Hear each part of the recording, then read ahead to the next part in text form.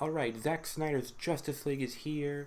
And if you know about it, for the past years, it's been called a Snyder Cut. It's been called an urban legend. Well, this urban legend turns out it is true to all the haters' dismay, and it's here on HBO Max. So the one thing you want to see about the Snyder Cut is that it is long. It is a different movie entirely. This is Snyder's original vision that he wanted back in 2017 due to the tragic death of his daughter. God rest her soul. He couldn't finish it. Studio interference. They hired Joss Whedon. He rewrote it. Joss Whedon and Warner Bros. Pushed out an abomination that was 2017's Justice League, as it's now known. But let's not talk about Justice League. We could crap all over that in another time. Let's talk about Zack Snyder's Justice League. Well, Zack Snyder's Justice League is amazing. What more can I say? Okay, well, I'm gonna explain more, but still, the story is different. It's executed very differently. Well, it does have some elements of the story, such as the Wonder Woman bank scene, the tunnel fight, resurrecting Superman, that stuff which was originally in the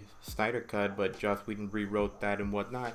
Here we have that. It's much better done. It's much more fleshed out with room to breathe and explain things. Like, that's what this movie does so well in its 4-hour runtime. It's more developed. Things are given much more room to breathe instead of just, yeah, here's the team. We're reunited because Batman told us, oh yeah, Superman's gonna do everything and make everyone look useless by comparison. It gives us a lot more time to spend with these new characters such as Cyborg, Flash, and Aquaman. Gives us more backstory on them, explains more or less their motivations, especially Cyborg, where he's barely a character in the theatrical cut.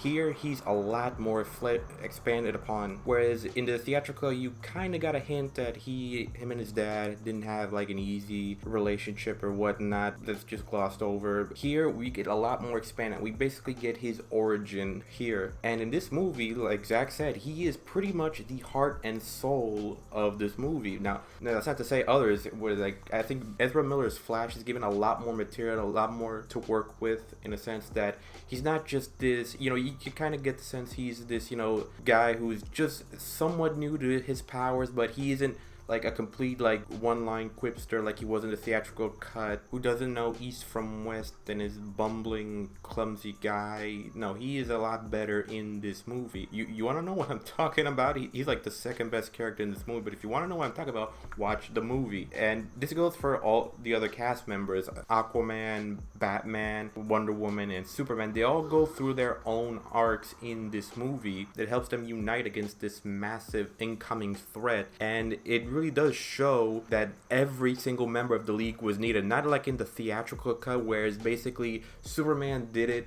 He pretty much did everything. He pretty much soloed. He could have done this all by himself. No. Here, everyone was key in winning against Steppenwolf. And the League could provide great performances, unlike in the theatrical cut. Whether it's alone and with each other, they're amazing. Especially when they come together in the third act. That was pretty much fantastic. And it's not just the heroes that have amazing screen time. It's also the villains. Steppenwolf is a lot more well developed as a character instead of this just giant gray humanoid CGI monster that's alien, which constantly spouts my mother this, my mother that. Like, he looked human, but he was alien in every sense of the word. Whereas this Steppenwolf, he looks a lot more alien, but he's given human eyes, which actually some scenes he looks sort of like adorable, like you pity him. But seriously, he has a lot. His motivations for why he's conquering Earth, why he's here for the mother boxes actually do make more sense. His goals make a lot more sense, and so toward his relation to Darkseid, on why he's collecting them, he's building this base and whatnot. You also get the sense that he's actually this physically strong juggernaut character, actually a physical threat instead of like an awkward obstacle for the team and for just Superman to beat up on. And not to mention, Darkseid is in this movie, and for those of you who are hating that are saying, this is the same as a theatrical cut but with deleted scenes. No. Darkseid himself, that's right, the guy who inspired Thanos, who Thanos was based off of, is in this movie, and he's in the movie for like 15 minutes or so, I'd say, but he's a lot. For the short time he's in, he's awesome. Ray Porter does a great performance as Darkseid, and I think his CGI work was still great. The side was pretty cool too, but I think Steppenwolf and Darkseid kind of steal the show in this movie. movie. That's another thing this movie does well. For the groundwork, it does pay off in like the first hour or two for the characters, building them, explaining somewhat their backstories that lead up to it. We have some amazing action scenes. That's one thing Snyder does well, and you cannot argue that. The action scenes are amazing, especially in the third and final act when they go to Steppenwolf's stronghold. And the cherry on top of it is the fantastic soundtrack by Tom Hulkenberg, aka Junkie XL. His remixes of themes and whatnot are amazing. Cyborg's theme, Aquaman's theme, the Flash's theme. I think he does like a remix of when I say remix, like a rescore of the Man of Steel theme from Hans Zimmer. I'm pretty sure he did, but it does. The soundtrack lends itself fantastically to this movie. Props off to him, especially in the action scenes of the third act. If you know the scenes I'm talking about near the end, it's great. Also, I want to say that the comedy is much better here than in the theatrical cut. Yeah, I know Zack Snyder is really good at comedy. That's because it actually feels, man, it's tonally more consistent with what came before in Man of Steel and BVS. That's what this movie does a lot better than the theatrical cut, where it's clear that you're establishing this universe and whatnot. You get the feeling that this does feel like the same thing that came before it, where it feels, well, I wouldn't say the same, but it feels tonally similar with what came before, while expanding upon it, doing something a bit different. It helps to establish, somewhat to catch us up with what happened before in Man of Steel and BVS, and even to help expand even bigger the DC universe. This movie is a lot more hopeful than what, if you didn't really like Man of Steel or BVS, which I don't know why, but this feels like a much better trajectory for the DC universe, where it helps build, well, it does do some things that you could consider dark, but it helps build up the team. It is very emotional and satisfying arc that builds on what came before and still builds for what's to come, if they ever do Justice League 2 by Zack Snyder, which I hope they do, but more on that later. While the 4 hours may seem intimidating to some people, honestly, you can watch this movie not all at once, because this movie is separated into 6 chapters. Granted, there is a prologue and an epilogue in between the chapters, but you could still just watch one chapter, pause it, come back, watch the second chapter, so on and so forth. But personally, I would recommend you watching it all in one sitting in the 4 hours, because it's just that good. I've watched it once and I was thoroughly entertained. Then again, you could say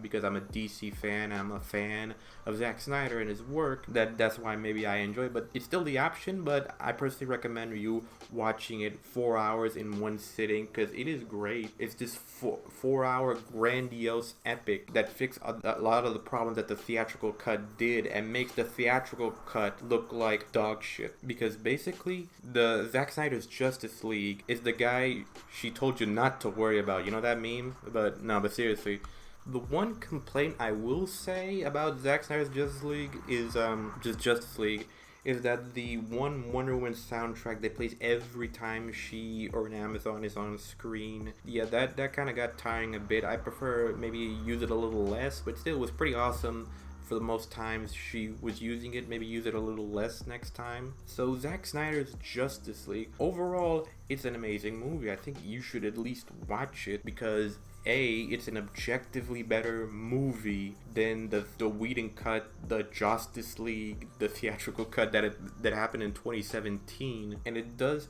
lend itself to some amazing moments. It does fix a lot of the problems that were present in the theatrical cut, heavily expanding on the characters, while also telling a very satisfying, a very epic and emotional story, while also setting up for the future. Warner Brothers hired Zack to do and he wanted to do like a 5-movie epic with like Man of Steel, BVS, Justice League 1, 2, and 3, that basically was kind of like a big plan for the DC universe, kind of like the MCU. What else can I say besides Zack Snyder's Justice League has a great story, excellent world building, fantastic action scenes, an amazing soundtrack by Junkie XL. It's visually stunning, has some great character moments, a fantastic story, probably being repetitive here, but I just love this movie. I would say it's one of the best comic book movies ever made. And yeah, and I'm not afraid to say say that it's one of my personal favorites. And Zack Snyder's Justice League, I give it a 9.5. You know what? Scratch that. I'm giving it a 10 out of 10. I honestly think this movie is a masterpiece. Restore the Snyderverse. Let Zack Snyder finish his arc with Justice League. But yeah,